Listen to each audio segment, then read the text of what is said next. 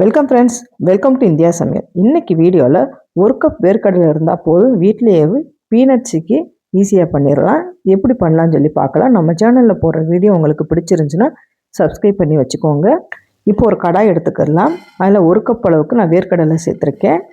வேர்க்கடலையை நல்லா கிறிஸ்பியாக வறுத்து எடுத்துக்கிடலாம். மேலே இருக்க தோலெல்லாம் நல்லா வரணும். அந்த அளவுக்கு நல்லா வறுத்துக்கோங்க, கருக விடாமல் வறுத்துக்கிடலாம். இப்போ பார்த்தீங்கன்னா நல்லா வறுபட்டுருச்சு. இதை எடுத்து ஒரு தட்டில் போட்டு ஆற வச்சு மேலே இருக்க தோலெல்லாம் எடுத்து வச்சிடலாம். இப்போ ஒரு கடாயில் ஒரு கப் அளவுக்கு நான் நாட்டு சக்கரை எடுத்திருக்கேன். அதில் 1/4 கப் அளவுக்கு தண்ணி சேர்த்துக்கோங்க. இப்போ இந்த நாட்டு சக்கரை நல்லா கரைஞ்சி வருது. நீங்கள் வெல்லம் வேணும்னாலும் கூட சேர்த்துக்கோங்க. நான் நாட்டு சக்கரை சேர்த்துருக்கேன். இது கொஞ்சம் நேரம் வேகட்டும்.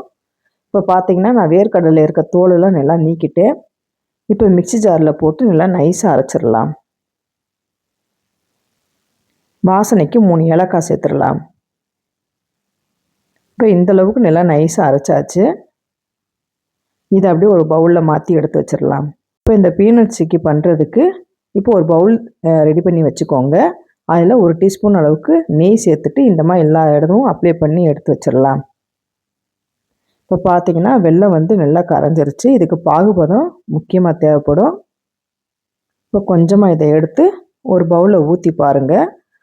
நல்லா உருண்டு திரண்டு வரணும். இப்போ ஊற்றி பார்க்கலாம். இப்போ பார்த்தீங்கன்னா நல்லா கரைஞ்சிருச்சு. இன்னும் கொஞ்சம் நேரம் நல்லா வேகட்டும். ஸ்டவ்வை நீங்கள் லோ ஃப்ளேம்லேயே வச்சுக்கோங்க. இப்போ இன்னும் கொஞ்சமாக நான் ஊற்றி பார்க்குறேன். இப்போ பார்த்தீங்கன்னா நல்லா உருண்டு திரண்டு வரும்.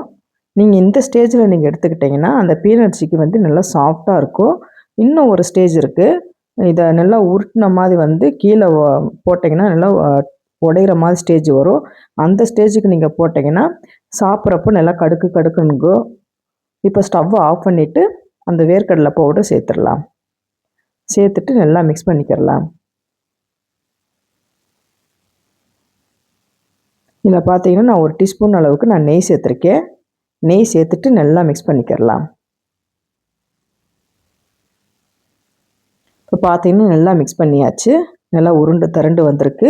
இப்போ நம்ம பாத்திரத்தை ரெடியாக வச்சுருக்கணும். இல்லைன்னா நீங்கள் ஒரு பட்டர் சீட்டு வேணும்னா கூட நெய் தடவி வச்சுக்கோங்க. எது வேணும்னாலும் ஓகே தான். இப்போ நான் போட்டுட்டேன். இப்போ உருளைக்கிழங்கு மேசர் வச்சுருப்போம் பார்த்தீங்களா, அதில் வச்சு நல்லா இந்த மாதிரி அமுக்கி விட்டுக்கோங்க. எல்லா பக்கமும் ஈவனாக இந்த மாதிரி அமுக்கி விட்டுக்கிறலாம்.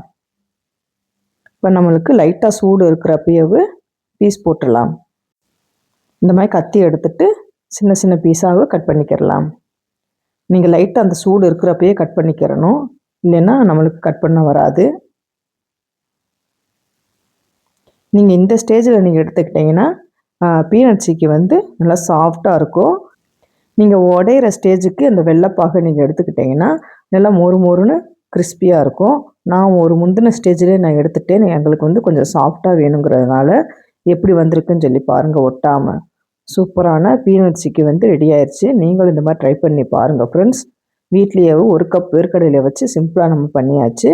உங்களுக்கு நான் வச்சு காமிக்கிறேன்.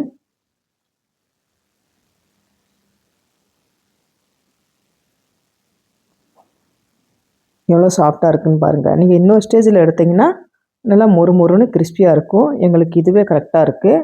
நீங்கள் இந்த மாதிரி ட்ரை பண்ணி பாருங்கள். ட்ரை பண்ணி பார்த்துட்டு கமெண்ட் பண்ணுங்கள்.